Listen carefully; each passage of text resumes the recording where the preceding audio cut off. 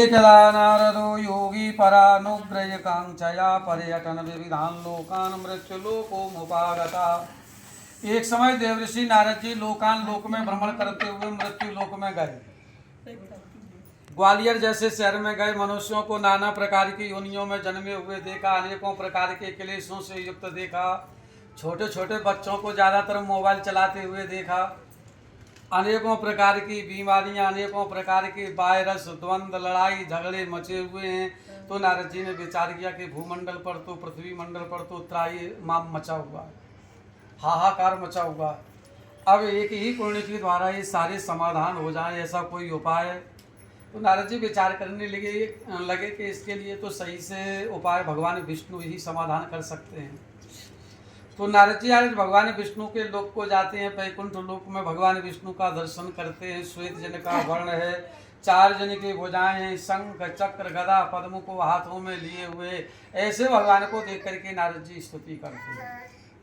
तो भगवान जी जब देखते हैं तो नारद जी से कहते हैं कि हे देवऋषि नारद जी, तुम्हारा स्वागत है, ब्राजिए आपका आगमन कैसे हुआ है वैकुंठ लोक में?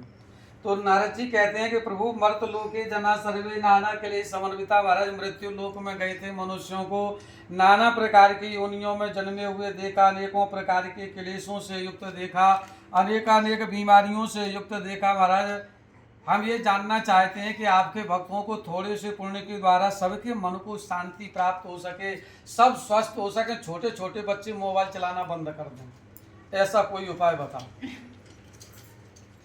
तो भगवान विष्णु ने कहा कि साधु पृष्ठम तजावत्सो लोकानुग्रह कांक्षा, ये संसार के भले की कामना से बहुत अच्छा प्रसंग जानना चाहा है, जिसके करने से मनुष्य मोह से छूट जाता है तथा इस लोक में सुख होकर के अंत में वैकुंठ को प्राप्त करता है।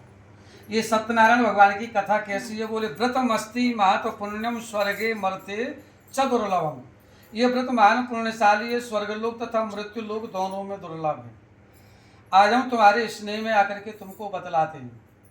तो नारद जी ने कहा कि प्रभु आप जो हमें बताने के लिए जा रहे हैं, किम फलम किम विधानम चो कृतम के नहीं तद व्रतम, उस व्रत का क्या फल है, क्या विधान है, कब करना चाहिए, वह किसने किया, ये संपूर्ण प्रसंग बताएं। तो भगवान ने कहा कि दुख शोक आदि समनम धन धान्य प्रवर्धन।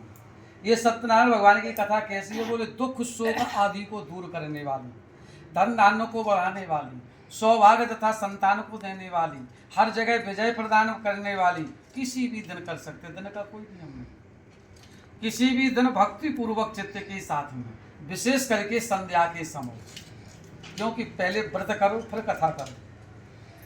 अपने भाई बंधुओं के सहित धर्म में तत्पर होकर के नैवेद्य, केले का फल, घी, दूध, दही, गेहूं का चूड़, गुड़, शहद, शक्कर, सारी सामग्रियों को लेकर के भगवान को समर्पित करें। कथा श्रवण करे, ब्राह्मणों को भोजन करावे, स्वयं भोजन करे, नृत्य गीत आदि का आचरण करे, और जिस समय कथा से खड़े होवे तो मन में ऐसा स्मरण रखे कि सत्यनारायण भगवान की जय हो। एवं कृते मनुष्याणाम वांछा सिद्धिर भवेत् ध्रुवम्। ऐसा करने से मनुष्यों को वांछित फल की प्राप्ति होती है, और विशेष करके कली काल में पृथ्वी मंडल पर यही सबसे सरल उपाय है। इति श्री स्कंद पुराणे रेवाखंडे सत्यनारायण कथायां प्रथमोध्यायो बोलिए श्री सत्यनारायण भगवान की जय, साधे दरबार की जय।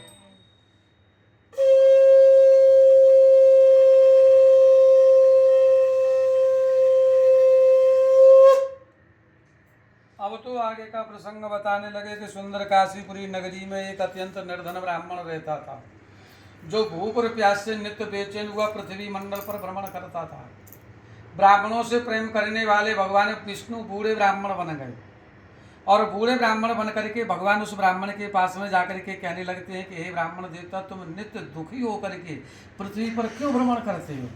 तो ब्राह्मण ने कहा कि ब्राह्मणोति दरिद्रो हम भिक्षार्थे भाई भ्रमे मही। महाराज मैं गरीब ब्राह्मण हूँ, उदर पूर्ति के लिए, भिक्षा के लिए भ्रमण करता हूँ। यदि आप कोई ऐसा उपाय जानते हो जिससे हमारी गरीबी दरिद्रता दूर हो जाए तो आप बताने की कृपा करें। वो तो भगवान थे, उन्होंने कह दिया कि सत्यनारायण ओ विष्णु वांछितार्थो फलप्रदा, तुम सत्यनारायण भगवान का व्रतवा पूजन करो, तुम्हारी गरीबी दरिद्रता दूर हो जाएगी। ब्राह्मण ने कहा कि हमारा गरीबी के कारण से हम तो पूजा पाठ के पास से भी नहीं निकले, कैसे पूजा पाठ की जाती है, क्या क्या सामग्री लगती है, क्या विधान है, क्या नियम है, मैं तो कुछ भी नहीं जानता। भगवान ने व्रत का विधान भी बतला दिया, नियम भी बतला दिए, सामग्री भी बतला दी। तो ब्राह्मण ने कहा कि ये तो बहुत सरल है सत्यनारायण भगवान की पूजा। मैं संकल्प लेता हूँ कि कल ही सत्यनारायण भगवान की मैं कथा करूँगा। तत्रैव अंतर दीयते, वहीं पर भगवान अंतर ध्यान हो गए।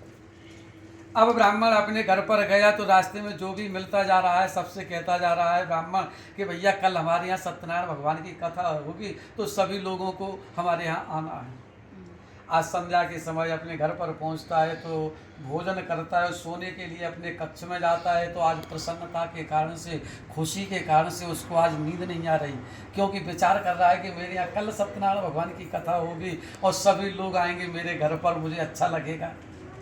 जब नींद नहीं आ रही तो हिसाब लगाने लगा कि कल कथा करनी है, अपने पास में कितना बजट है, इतने बजट में हो पाएगी कि नहीं। जैसे ही ब्राह्मण ने हिसाब लगाया तो ब्राह्मण घबरा गया कि इस कथा में तो सत्यनारायण भगवान की कथा में तो बहुत पैसे की जरूरत पड़ती है। अरे इतना धन तो अपने पास में है भी नहीं, कैसे सत्यनारायण भगवान की कथा कर पाएंगे। इस चिंता के कारण से अब तो ब्राह्मण को रात्रि में नींद नहीं आ रही। रात्रों निद्रा न लब्धवान, अब चिंता के कारण से नींद नहीं आई। प्रातः काल हुआ, स्नान किया, चंदन बंदन किया, आज प्रतिदिन की तरह भिक्षा मांगने के लिए निकला। तो प्रार्थना की कि हे सत्यनारायण भगवान, अब हमारी लाज आपके हाथों में है। आज सत्यनारायण भगवान की प्रेरणा से मांगने में उस ब्राह्मण को बहुत सारा धन मिल गया।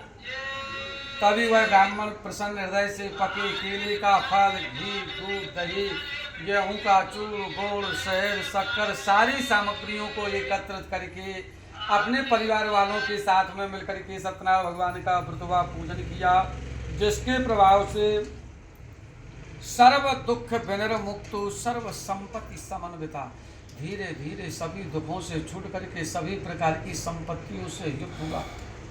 सूत जी महाराज ने कहा कि यही शौनकादिक ऋषियों जैसा भगवान विष्णु ने बाबा नारद जी को बताया रहे, वही प्रसंग हमने आप लोगों को बतलाया। अब आगे और क्या जानना चाहते हो। शौनकादिक 88,000 ऋषियों ने कहा कि महाराज हमारे मन में बड़ी श्रद्धा है और मुझे भक्ति भी उत्पन्न हो रही है मेरे अंदर। मैं जानना भी चाहता हूँ कि उस ब्राह्मण से आगे चल करके इस कथा को किस किस ने किया है, आप हमें बताने की कृपा करें। आज वही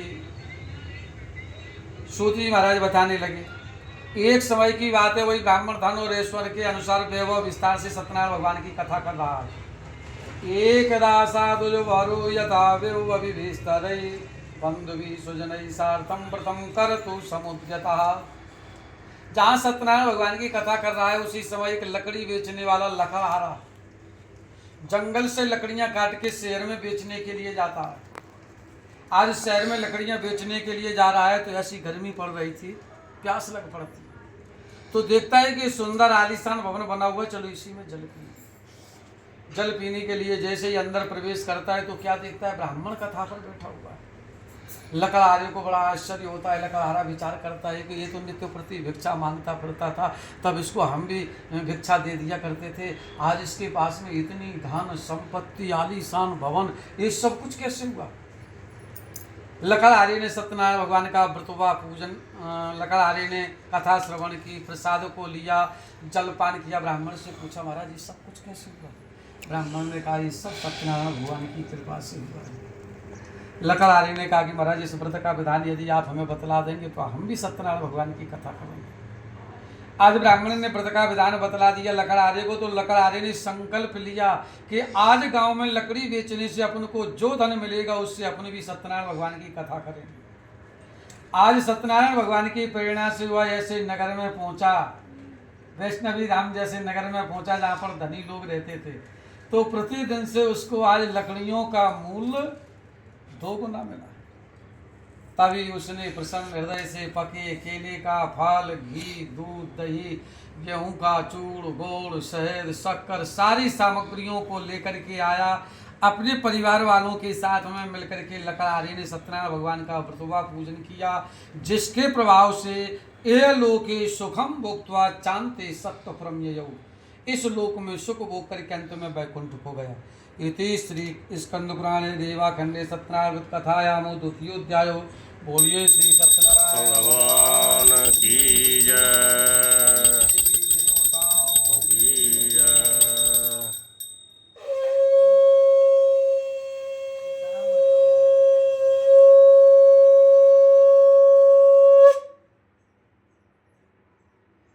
अब तो